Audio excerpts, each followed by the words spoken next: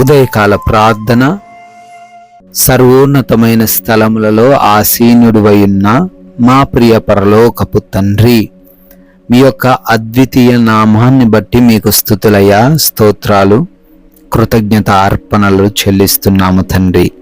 అయా, గతించినటువంటి రాత్రి కాలము నుంచి కూడా ఈ ఉదయము ఈ క్షణం వరకు మాకు తోడై ఉండి మమ్మల్ని అందరినీ కూడా కాపాడి మా గృహాల చుట్టూ మీ కంచె దయచేసి అయా మమ్మల్ని సజీవులుగా నిలవబెట్టుకున్నందుకు మీకే కోట్లాది కోట్ల స్తుతులు తండ్రి. ఎంతోమంది ఈ రోజును చూడాలనుకున్నారు, వారికి లేని ధన్యత, భాగ్యము, కృప మాలో ఉన్న ప్రతి ఒక్కరికి దయచేసినందుకు లెక్కించలేని స్తుతులు నాయన, స్తోత్రాలు చెల్లిస్తూ ఉన్నాం ప్రభువా.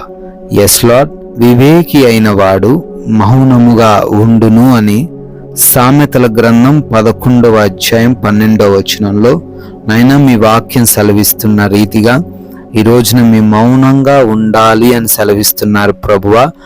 అవివేకముతో ప్రవర్తించకుండా, అయా ఎదురు మాట్లాడకుండా, నోటిలో నుంచి పాపపు వచనాలు రాకుండా, కొండెపు మాటలు మేము మాట్లాడకుండా, అబద్ధ సాక్ష్యములు పలకకుండా, కోపములో నోటి ద్వారా మేము పాపము చేయకుండా, అయా ఎక్కడ మాట్లాడాలో ఎక్కడ మాట్లాడవద్దో మీరు మాకు ఈరోజు జ్ఞానమిచ్చి నడిపించండి తండ్రి.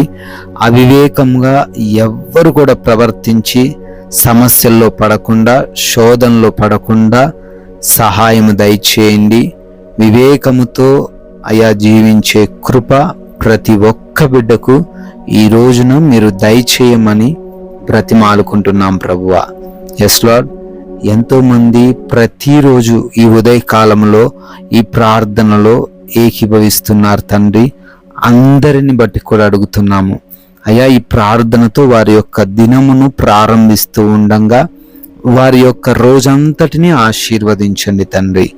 అయా, మిమ్మల్ని ముందు పెట్టుకొని నడుస్తున్న ప్రతి ఒక్కరికి దీవెనలను, ఆశీర్వాదాలను మీరే దయచేయండి తండ్రి.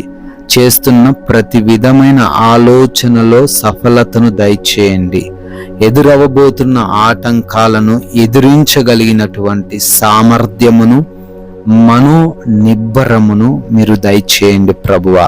అయా, పనులన్నిటిని బట్టి అడుగుతున్నాము, ప్రతి ఒక్క పనిలోనూ ప్రతి ఒక్క బిడ్డను నూరంతలుగా ఫలింపచేయండి.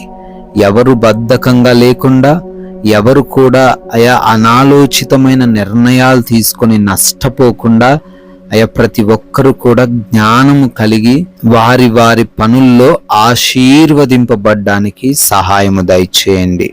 ఆయన ఈరోజే మీ కృపను బట్టి క్రొత్తగా పనులు ప్రారంభిస్తున్నారు, శుభకార్యాలు చేసుకుంటున్నారు. అందరినీ కూడా దీవించండి ప్రభువా.